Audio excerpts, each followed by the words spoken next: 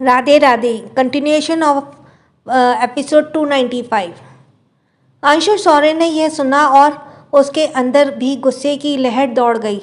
शौर्य ने कहा, yes, they deserve this type of death, but unfortunately they are all already dead. Neelima kitchen से सबके लिए कॉफ़ी बनाकर ले आई। उसने अंश के लिए उसका फेवरेट कॉफ़ी बनाया था। वो उसके पास आते हुए बोली, अंश, तेरी कॉफ़ी। अंश ने नीलिमा को देखा और बिना किसी भाव से कहा, मुझे ये नहीं पसंद। अंश ने कहा और जाने लगा तो नीलिमा ने उसका हाथ पकड़ लिया। अंश अंश अपना हाथ छुड़ाते हुए बोला, मैं बहुत थक गया हूँ मॉम, मुझे सोना है। नीलिमा चुप खड़ी हो गई। वो जाने लगी तो शौर्य ने कहा, रुक अंश, मुझे बात करनी है। अंश फिर से कमरे की तरफ बढ़ गया, लेकिन इस बार उसने जाने से पहले ही शौर्य ने उसका बाँह पकड़ा और उसे घर के बालकनी में ले आया। क्या हुआ है तुझे अंश?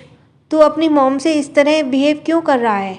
जब से आया है तब से देख रहा हूँ, वो तुमसे प्यार से कुछ कहती हैं और तुम उससे उतना रूड बिहेव बनाए हुए हो। शौर्य ने अंश पर बरसते हुए कहा। अंश ने कुछ नहीं कहा और रेलिंग को पकड़कर खड़ा हो गया। उसके चेहरे को वहीं की ठंडी हवा छू रही थी। वह उसकी दिल्ली को देखने लगा। वहाँ की हवाएं अब भी उसी तरह थी, कुछ भी नहीं बदला। शौर्य ने कहा, अंश, मैं तुमसे कुछ कह रहा हूँ। अगर तू इस बात से नाराज़ है कि उसने कुछ महीने पहले क्या किया, तो तू भी जानता है सम्राट और उस ठाकुर ने उनका ब्रेन वॉश कर दिया था। तुम उससे इस तरह नाराज़ नहीं रह सकते। देख, कितनी खुश लग रही थी वो तेरे आने से, पर तेरे इस बिहेवियर से वो दुखी हो गई। शिवी के बारे में सोच कर सब ऐसे ही परेशान है तू। सबको और परेशान मत कर, वो तेरी बहुत फिक्र करती है अंश। अंश ने कहा, सिगरेट है तेरे पास क्या? शौर्य ने पूछा। अंश अपनी 2 उंगली से इशारा करते हुए बोला, सिगरेट। शौर्य ने अपनी कमर पर हाथ रख लिया और बोला, मैं यहाँ इतनी इम्पोर्टेंट बात कर रहा हूँ और तुझे सिगरेट पीनी है? अंश ने कहा, हाँ, तो मैं कौन सा तुझे बोलने से रोक रहा हूँ? शौर्य ने डिसबिलीव में सर हिलाया और अपने पॉकेट से सिगरेट निकालकर अंश के हाथ में रख दिया। अंश ने सिगरेट अपने होठों पर लगा लिया और लाइटर का इशारा किया। शौर्य ने वो भी उसके हाथ में पकड़ा दिया। अंश ने सिगरेट जलाई और आंखें बंद करके धुएं को नाक से बाहर निकालने लगा। कितने दिन बीत गए थे उसे इस चीज़ की खुशबू को महसूस किए। उसे अपने दिमाग में कामनेस महसूस हो रही थी। उसे आज देहरादून से में जा हुआ उसे याद आ रहा था। देव, सोनल देव, विहान देव, देव साहब। शौर्य उसे देख रहा था। अंश, तू कितना बदल गया है यार, शौर्य ने कहा तो अंश उसे देखने लगा। वह जब देहरादून में था तो उसे पता चला था कि उसकी याददाश्त जाने की वजह और सोना की जान खतरे में डालने का कारण नीलिमा ही थी। अंश खाली आंखों से शौर्य को देख रहा था। वो सिगरेट को फेंकते हुए अचानक से उसके गले से लग गया। उसने कहा, तू शादी कर रहा है ना? कॉन्ग्रेचुलेशंस शौर्य। शौर्य ने कहा, मैं क्या कह रहा हूँ और तू क्या कह रहा है? तेरा दिमाग तो ठीक है या फिर उस हॉस्पिटल में ही छोड़ आया? अंश ने कहा, मेरा दिमाग तो सही जगह पर है, पर लगता है तुम्हारा नहीं है, इसलिए जो इतने दिनों बाद आया हूँ और तू मुझे सुनाए जा रहा है। शौर्य ने अपना मुंह बना लिया। अंश वहाँ से चला गया। शौर्य ने गहरी सांस ली और सबके पास आ गया। अंश सीधा कमरे में चला गया। शौर्य ने सबको देखते हुए कहा। अंश ने कहा, उसे भूख नहीं है, चलिए आंटी, हम खाना खाते हैं। लेकिन शौर्य नीलिमा के कंधे को पकड़कर डाइनिंग टेबल के तरफ ले गया। दीप, तू भी आ और पीहू को भी बुला ला, उसने भी कुछ नहीं खाया है। दीप ने हाँ में सर हिलाया। इधर पीहू अपने फ़ोन में सम्राट से बात कर रही थी। उसने कहा, हाँ, वो अभी ठीक है, अंश भाई ने उन्हें खाना खिला दिया है। ठीक है, मैं तुमसे सुबह मिलता हूँ, तुम अपना ध्यान रखना। Bye Pihu, bye, good night. Good night Samrat ने कहा और फ़ोन रखने को था कि पीहू ने कहा, आई लव यू सम्राट। फ़ोन पर शांत छा गई। पीहू ने गहरी सांस ली और फ़ोन काट दिया। तभी उसकी नज़र दरवाजे पर खड़े दीप पर पड़ी। खाना खाने आ जाओ, दीप ने कहा और चला गया। खाना खाने के बाद शौर्य नीलिमा को लेकर चला गया। पीहू शिवी के साथ सोने के लिए चली गई और दीप सोफे पर ही सो गया। कमरे में अंश कपड़े बदल कर बैठा था।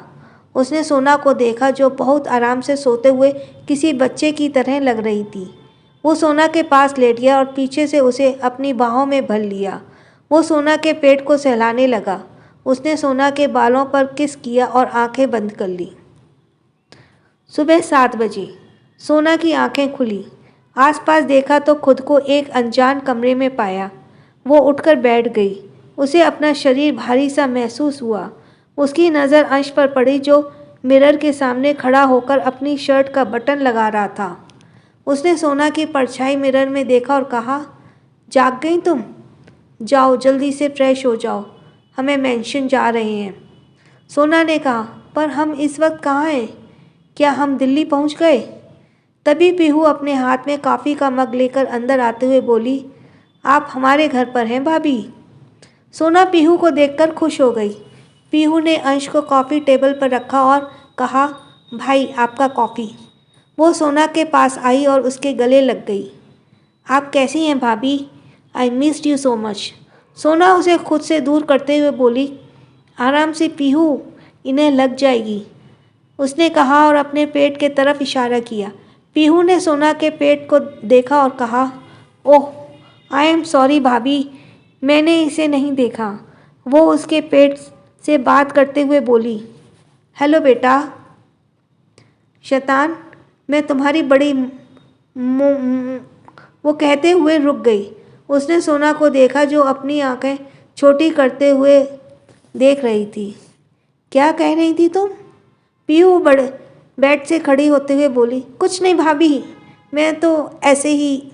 सोना ने उसके कान को पकड़ लिया और कहा, हम अच्छे से जानते हैं तुम क्या कह रही थी। ओ भाभी, मुझे दर्द हो रहा है, प्लीज़ मेरा कान छोड़ दो।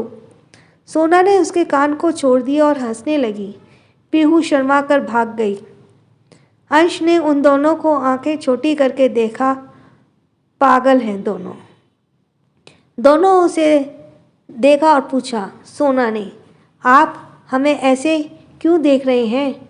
क्या हमारे चेहरे पे कुछ लगा है? अंश ने कुछ भी नहीं कहा और कमरे से बाहर चला गया। ये देखकर सोना ने अपना मुंह बना लिया। कुछ देर बाद अंश वो तैयार होकर कमरे से बाहर आई। उसने सबको अपना इंतज़ार करते देखा। उसने देखा शिवी अंश के बाह को पकड़कर एकदम शांत सी बैठी है। शिवी? सोना ने खुश होते हुए कहा, लेकिन शिवी ने उसे देखा पर कोई खास रिएक्शन नहीं दिया। चले? अंश ने कहा और उसके पास आने लगा, लेकिन शिवी ने अंश के हाथ को पकड़ लिया। सोना ने यह देखा और हाँ में सर हिलाते हुए हल्का सा मुस्कुराई। अंश ने शिवी का हाथ पकड़ा और घर के बाहर निकल गई। सोना ने गहरी सांस ली। वो अंश के पीछे जाने लगी तो पीहू उसके पास आकर उसके हाथ को पकड़कर बोली, चलो भाभी। सोना ने कहा, पीहू, शिवी को क्या हुआ है? पीहू ने गहरी सांस ली। चलिए मैं आपको सब बताती हूँ। सोना और पीहू घर से बाहर निकल गए। उनके जाने के बाद दीप जो कमरे से बाहर आया और सोफे पर उदास होकर बैठ गया। उनके जाने के बाद घर कितना सूना लग रहा था। इधर अंश ने शिवी को कार में बिठाया और सोना और पीहू के आने का इंतज़ार करने लगा। उसने सोना को देखा तो अपना हाथ आगे बढ़ाया। सोना मुस्कुराई और अंश का हाथ पकड़ लिया। पीहू भी शिवी के पास बैठ गई। अंश ने सोना को कार में बिठाया और खुद आकर ड्राइविंग सीट पर बैठ गया। अंश ने सोना का सीट बेल्ट ध्यान से लगाया और वो कार ऑन करने में ही था कि उसका फ़ोन बजने लगा। उसने देखा वो कॉल उसके डैड का था। यस डैड, अंश ने कहा। शिवा आगे बोला, क्या तुम लोग निकल गए?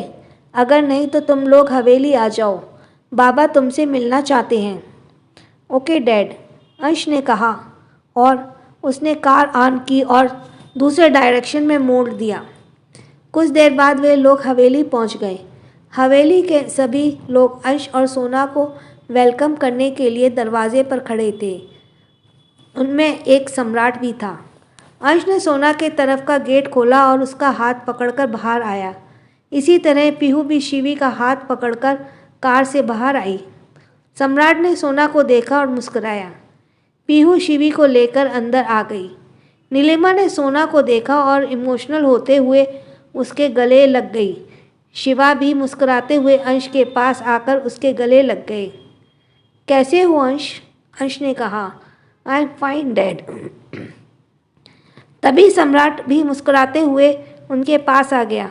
अंश ने उसे आंखें छोटी करके देखा। सम्राट ने खींचकर अंश को अपने गले से लगा लिया और उसके पीठ पर थपकी देते हुए बोला, वेलकम बैक मेरे छोटे भाई। अंश को इस बार सम्राट का मिजाज बदला हुआ सा लग रहा था। अंश ने उसे धक्का दिया और अंदर आ गया। उसने शिवा से पूछा, दादू कहाँ है डैड? शिवा ने कहा, बाबा अपने कमरे में हैं। अंश ने हाँ में सर हिलाया और उनके कमरे में तरफ बढ़ गया। उसने देखा दादू यानी रायज़ादा परिवार के senior member Rajan Singh Raizada bed पर टेक लगाकर बैठे थे। वो उसके पास आ गया। राजन सिंह अपनी बीमारी के चलते बहुत कमज़ोर हो गए थे। उनके लिए उन्होंने जब अंश को देखा तो उसे जल्दी से पहचान लिया। ओह अंश बेटे, यहाँ आओ हमारे पास। अंश उसके पास आकर उनके पास बैठ गया। दादू ने अंश का हाथ पकड़ लिया और कहा, अच्छा हुआ तुम आ गए। हमें तो लगा था हम मरने से पहले तुम्हें और बहू को आखिरी बार देख ही नहीं पाएंगे। अंश ने कहा, ओह कम ऑन दादू, आपके मुंह से मरने वाली बात अच्छी नहीं लगती। आप तो 100 साल और जीने वाले हैं। उसकी बात पर दादू हंसने लगे। उसने कहा, तुम्हें हमें खुश करना बहुत अच्छे से आता है। अंश जानता था राजन सिंह अभी जिस हाल में थे उनमें उनके पास ज़्यादा वक्त नहीं बचा है। कभी भी कुछ भी हो सकता था। सब उसके पास आ गए, पर शिवा फ़ोन पर किसी से बात करने के लिए अपने कमरे में चले गए। पीहू ने शिवी को सोफे पर बिठाया और सम्राट को देखते हुए वो खुश हो गई। वो उसके पास आना चाहती थी, पर सम्राट ने अपना हाथ दिखाकर उसे रोक दिया।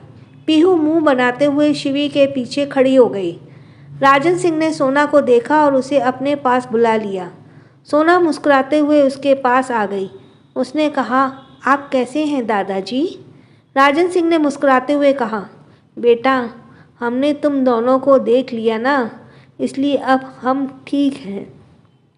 तभी उनकी नज़र सोना के पेट पर पड़ी। उन्होंने कहा, ओह हमारे परपोते कैसे हैं? तुमने इनका अच्छे से तो रखा था ना, अच्छे से ध्यान? सोना ने हाँ में सर हिलाया। काश हम मरने से पहले अपने परपोते का मुंह भी देख पाते। दादाजी आप ऐसे मत कहिए। सम्राट जो नीलिमा के पास खड़ा था, किसी ने उसका हाथ पकड़कर बाहर की तरफ खींच लिया। सम्राट ने देखा वो पीहू है। पीहू उसका हाथ पकड़कर कॉरिडोर से चल रही थी। वो ऐसे ही एक कमरे में घुस गई। उसने सम्राट को दीवार से लगा और कहा, आपने कल मुझे मेरे आई लव यू का जवाब क्यों नहीं दिया? सम्राट कुछ नहीं बोला, और क्योंकि वो पीहू पीछे अपने मुंह खोले किसी को देख रहा था। Thank you for listening. और पीछे कौन खड़ा हो सकता है, गैस कीजिए। एंड सॉरी मुझे ये 2 पार्ट्स में करना पड़ा। और जिन्होंने पहली नहीं सुनी है तो वो प्लीज़ सब्सक्राइब करके बाकी के भी सुन सकते हैं। And thank you for listening. छोटों को प्यार, बड़ों को सम्मान। Bye bye, Radhe Radhe.